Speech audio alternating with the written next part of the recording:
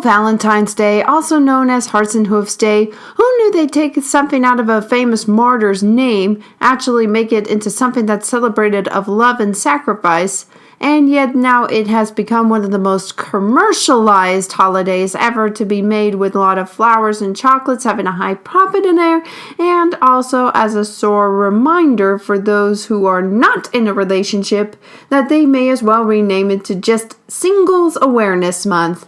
But then again, this holiday was really created in Nebraska, so the Nebraskans don't have much to do anyways up there. Forgive me if I seem a little bit sour, it's just that I never officially had a real Valentine's Day and had actually broken up with my ex a year ago before I even had the real experience of Valentine's Day. Which leads on to a point that I have noticed in a lot of media, that you don't really see the real concept of a romantic relationship. Sure, they may have them in horrifying sexual attractions that pretty much draw in the round crowd, or something that makes it pretty much stupid. As you could see, it's not one of my favorite holidays, but things had changed in my point of view, especially right after when I was reviewing Assassin's Creed Unity, and I was faced with a lot of disappointments on how much the romance was pretty much up and down with Arno and Elise, but I'm saving that for Elise's own video.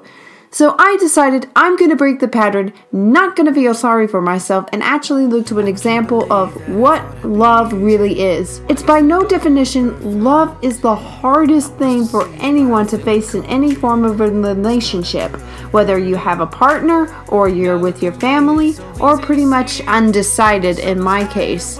Well, this time, I'm actually going to be talking about a married couple in the video game franchise. You know I'm probably going to talk about this anyway, so I'm just going to roll in the clip and talk about the hard love that Bayek and Aya had to face throughout Assassin's Creed Origins.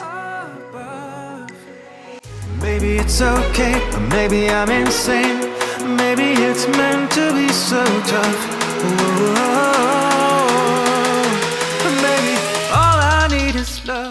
Not many people understand at this point that this was a huge step for Ubisoft when it comes to Assassin's Creed form of couples within this realm. Now, most of the genre at the time, either you have really close friendships with like Mary Reed to the point where they ship a lot. You also have couples that we wish didn't get killed off. I'm okay. And of course, you have that one certain couple that with a certain woman, it would take her own video to really dive deeper into that. That has a lot of mixed feelings with only the artist of the title card that makes them freaking amazing, that I would give them a little leeway. But this is the perfect opportunity to talk about this couple, because even in the respects of the game, they complement one another. When Ubisoft introduced Aya as Bayek's wife through introductions of the game, along with the introduction of Cleopatra as a character through sneak peeks and advertisements, the reception of her was astounding. Normally with couples, it would be a hit and miss when it comes to the forms of Assassin's Creed. And again, being in Unity's shadow in a post-Unity time, it would be a bit of a challenge. But there was something about the demeanor of both Aya and Bayek when they were together in their sweet moments and in their serious couple moments that really won the audience over. You can tell they are a married couple. Now in retrospect, we never get to see too much interaction of the married couple. We get to see them, yes, in passionate forms, but yet we get to see them in arguments and everything. Not in the most yellow way, but yet we get to see the realism of marriage. A test that is definitely related due to the death of their young son, which I would get into more of that later, but let's face it, when it comes to the death of that poor little lad, I'm going to have to address the issue about the struggles of marriage after the death of a child in a supplement video. Yet it was after the death of Umunet, or let's just say Little Bayek Jr. for now. I'm sorry, I can't pronounce names. Yet there is one name I know I could talk about without any destroying of any Egyptian or Aramaic or that, and she is one of two great revivals. Now, when I mean by revival, I think that means of something that revived in Bayek and Aya's marriage. It gave them a good test run, Cleopatra, whatever you believe on the old spectrum of her old history, what they claim to be before history really claims it all, really, Cleopatra is one of those characters, even in history, where it would take a TED talk on history versus Cleopatra to really clear things off. But we really get to see the political struggle of Cleopatra going through, yet Aya being caught in the middle of it. Even though Aya was very supportive on Cleopatra's idea, there were times that Bayek seemed very questionable on that. And sure, they do talk about these type of things. But it wasn't until after when she finally gained the throne and then Cleopatra started doing the on Caesar, boy, we really get to see that Aya struggled at the fact that Cleopatra didn't fulfill her promise to Aya and thinking that she pretty much didn't listen to her husband. Which, that was amazing. Jumping a little ahead on the Hidden Ones DLC, we get to see Aya pretty much turning the tables around when Bayek was in a different situation. Well, really the same, but in the same concept. They both learned from each other on these two great passions. But to sum it up on really for fun on what Aya really thought of Cleopatra when she became Amunet and Facer, I wonder what epic rap battles of history would put it out. I have no pride for you who ruined everything my revolution was doing to stop the bourgeoisie. I fought the bondage of classes, the proletariat masses that brought me here to spit a thesis. At least I hope we get to know more when we get to see Aya's comic. But to see these three going through this life experience together as a couple, it also laid the foundation for the Brotherhood by the three main tenets. For those who aren't in the know on the games as much as I am, the three tenets of the creed are pretty much the rules of each community of the assassins no matter what. Kind of like the three tenets. Stay your blade from the flesh of the innocent, hide in plain sight, and never compromise the Brotherhood. I think Hidden Blades was the perfect DLC on laying the basic foundations of the game, which we get to see through Bayek and Aya's marriage as well in the original playthrough game, that we get to see that they basically learned what needs to be adapted in. And basically, the way that Bayek and Aya had said goodbye to each other for now was one of the most realistic yet hardest scenes to watch. We know that this couple loves each other very much, but yet due to circumstances and everything that has happened, they knew they had to set on something better than themselves or each other. A new creed. Ours is finished.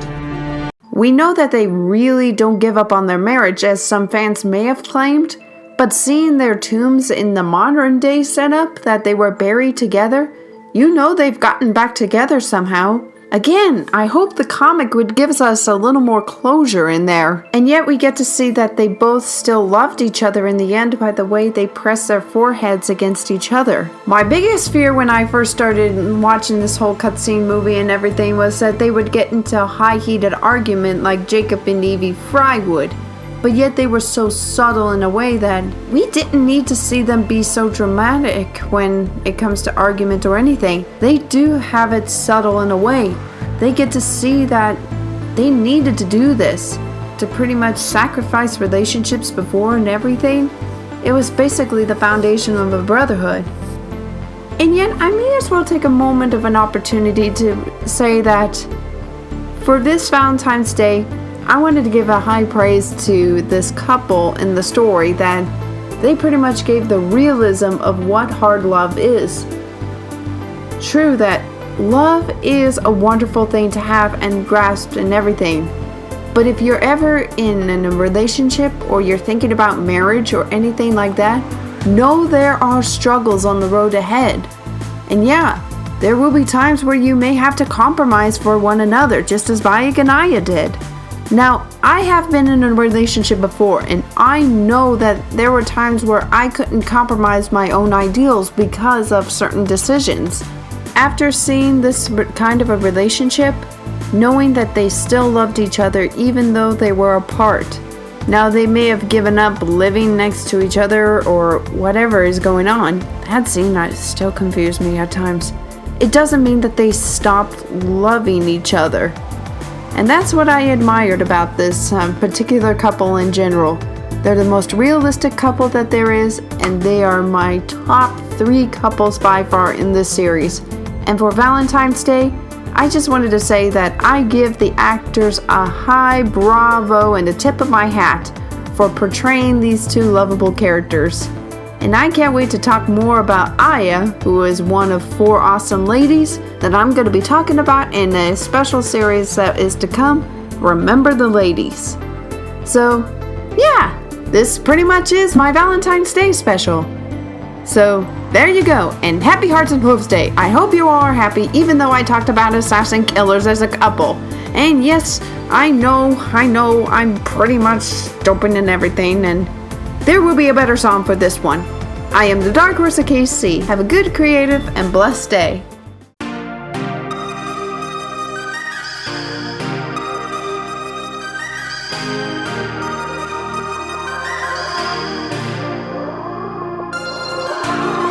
Trading punches with the heart of darkness, going to blows with your fear incarnate. You never know until it's stripped away. The part of you has gotta die to change. In the morning you gon' need an answer. Ain't nobody gonna change the standard. It's not enough to just feel